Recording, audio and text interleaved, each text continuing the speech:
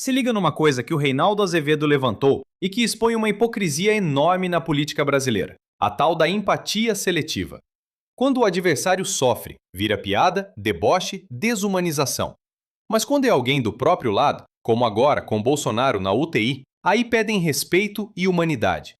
Nesse vídeo, a gente vai falar sobre esse alerta do Reinaldo e por que, se a gente quer uma política melhor, e nós precisamos defender sempre a justiça e humanidade. Bolsonaro na UTI, a suspeita de broncopneumonia. E agora eu quero ter uma conversa muito importante com você. Muito importante. Você vai ver por quê. Vamos lá. Reinaldo, ex-presidente Jair Bolsonaro foi levado a um hospital de Brasília nesta sexta e está internado na UTI com um quadro de broncopneumonia bacteriana nos dois pulmões, um tipo de infecção que afeta bronquíolos e alvéolos. Em comunicado, o hospital DF-Star informou que o ex-presidente chegou à unidade com febre alta, queda da saturação de oxigênio, sudorese e calafrios. Broncoaspiração é uma coisa muito grave para qualquer pessoa, e não é só, no caso, qualquer pessoa que tem refluxo, não sei o quê. Daí uma das recomendações importantes a todas as pessoas é não se alimentar logo, não dormir logo depois de se alimentar, etc. É diferente de tirar a cesta, tá? Lucas, oi. Para você aqui, no seu último dia desta temporada, sim, pergunta assim. Tá. Pergunta se eu acho que o Bolsonaro pode ir para domiciliar. Ô, Rei, você acha que o Bolsonaro pode ir para domiciliar? Sim. Faz tempo que eu acho isso. Não é a primeira vez. Mas se o Lucas me perguntar, mas você acha que ele não está tendo o devido tratamento na prisão? Ele está tendo devido tratamento na prisão. Ele está tendo na prisão tudo que ele poderia ter em casa. A broncoaspiração, nem a Michelle poderia evitar se estivesse dormindo com ele. Porque isso é tão rápido que não teria como evitar. Agora, ele está tendo toda a assistência necessária. Mas ele está mal. Eu não vejo problema de estar domiciliar. Eu não tenho esse espírito sanguinolento.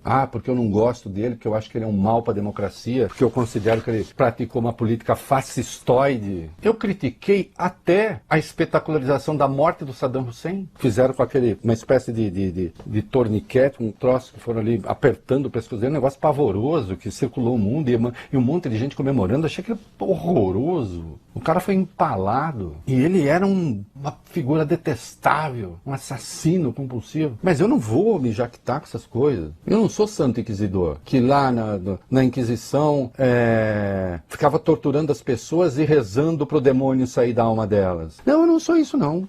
Mas e Flávio, é? E aí? É nessa hora que algumas pessoas se irritam comigo e eu não posso fazer nada. Jornalismo não é uma vaga memória. Jornalismo é uma vaga lembrança. Jornalismo tem que ser memória também. Todos os autoritários, todos, sem exceção, de qualquer corrente, tendem, falei isso hoje já, na hora do almoço, a hiper-humanizar aqueles que são da sua turma e a desumanizar os que não são. Quem não é da minha turma vira coisa. E quem é da minha turma vira herói. Quem é da minha turma, uma simples ameaça, menção, por mais ligeira, olha que absurdo. Quem não é da minha turma não me importa quanto padeça. Eu quero que se ferre. Pensem bem. Pensem bem, tem um filme sobre isso. Já vou falar do filme. Ô Flávio, no dia 22 de dezembro de 2017, Flávio, e você não retirou isso ainda, quando se falava que presos que estivessem em estado de saúde grave deveriam ter prisão domiciliar, Flávio, você escreveu o que, Flávio? E o tweet vai ao ar. O que foi que o Flávio escreveu? Políticos corruptos têm alegado problemas graves de saúde para saírem da cadeia. Você é a favor de cemitérios ao lado das carceragens da Polícia Federal para que o Estado gaste menos com o transporte dos corpos? Perguntou. E aí ele mostrou uma votação 96,1 sim, 3,9 não. Então o Flávio, para os presos que alegavam problemas de saúde, ele tinha uma solução. Construir cemitério ao lado da prisão. O Eduardo, quando morreu o neto do Lula, uma criança de 6 anos, o Eduardo escreveu isso aqui. Lê aí, Lucas. Quando o parente de outro preso morrer, ele também será escoltado pela PF para o enterro? Absurdo até se cogitar isso. Só deixa o larápio em voga posando de coitado. Tinha morrido uma criança. Ainda Eduardo, agora eles querem... Atenção, o Bolsonaro é o preso em melhores condições da história do Brasil, é bom que fique claro. Muito superiores àquelas que tinham Lula. Mas no dia 27 de fevereiro de 2019, o Eduardo dizia, tá errado, o Lula não pode ficar lá não. Onde é que ele queria o Lula, o querido Arthur Covre? Ele disse o seguinte, é um absurdo que Lula não vá para um presídio comum. Cadê a isonomia constitucional? Perguntou. A PF gasta absurdos reforçando a segurança da Superintendência Regional do Paraná, onde ele está, e todos acham esse privilégio normal? Alô, Polícia Federal, alô, Justiça Federal, será que a culpa disso é das leis também? O Bolsonaro é o hiperhumanizado. Carlos entrava lá, fazia foto do pai seminu, foto da barriga costurada, com sonda. Ao mesmo tempo, claro que eles querem que ele se encontre com o agente do Trump. Agora, o neto do Lula morreu, o irmão do Lula morreu, a mulher do Lula morreu. Nós vamos ver, inclusive os procuradores da Lava Jato. Aí o outro é lixo. O outro é lixo. Na Lava Jato, sobre a morte da Marisa, a Vaza Jato revelou isso. Marisa estava hospitalizada após um AVC, não tinha morrido ainda. O Januário Paludo, um dos procuradores, disse: estão eliminando as testemunhas? A mulher tinha tido um AVC. Laura Tesler, procuradora: quem for dar a notícia, prepare o espírito para um lamento sem fim, estilo: a morte da dona Marisa foi pela perseguição da Lava Jato. Ainda Laura Tesler: aposto que Lula vai usar isso politicamente. Pode até ser uma carne mais salgada ou a descoberta de traições que causou a pressão alta. Tirando onda. Quem mandou? Marisa ter comido carne salgada e deu AVC nela. Lula não era nada, Lula era lixo. Morte do Vavá, irmão do Lula, janeiro de 2019. Januário Paludo de novo. O safado só que... Não autorizaram o Lula a ver o irmão, hein?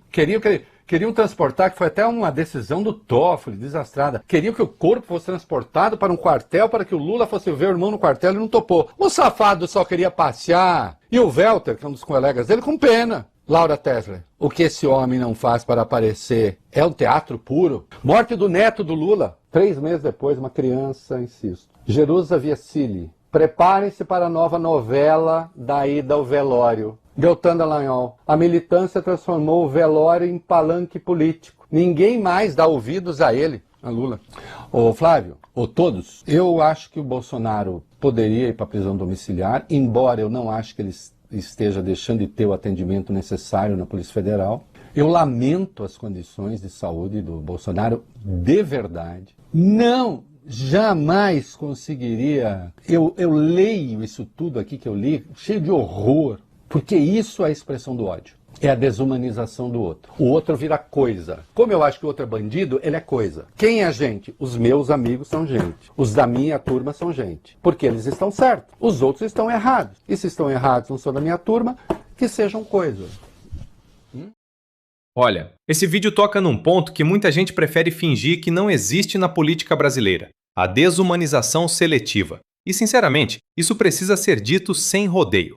Primeiro, ninguém precisa gostar do Bolsonaro. Eu, particularmente, considero que o projeto político dele fez um estrago enorme na democracia, flertou com o autoritarismo e alimentou um ambiente de ódio no país. Mas uma coisa é criticar politicamente, outra é perder qualquer noção de humanidade. E é aí que entra a hipocrisia que o vídeo expõe muito bem. Porque quando o assunto era o Lula preso, a lógica de parte do bolsonarismo era simples: se sofrer, melhor ainda. Quando morreu o irmão do Lula, quando morreu o neto dele, quando a Marisa estava hospitalizada, a reação de muita gente ligada à Lava Jato e ao clã Bolsonaro foi de deboche, suspeita e crueldade. Teve gente insinuando conspiração, fazendo piada, dizendo que era teatro. Isso é de uma brutalidade absurda. Agora, quando o Bolsonaro fica doente, entra em UTI, aparece com sonda e hospital, a mesma turma que tratava o sofrimento dos outros como um espetáculo, vira de repente hiperhumanista. Aí respeitem o ser humano, não politizem a doença, tenham empatia.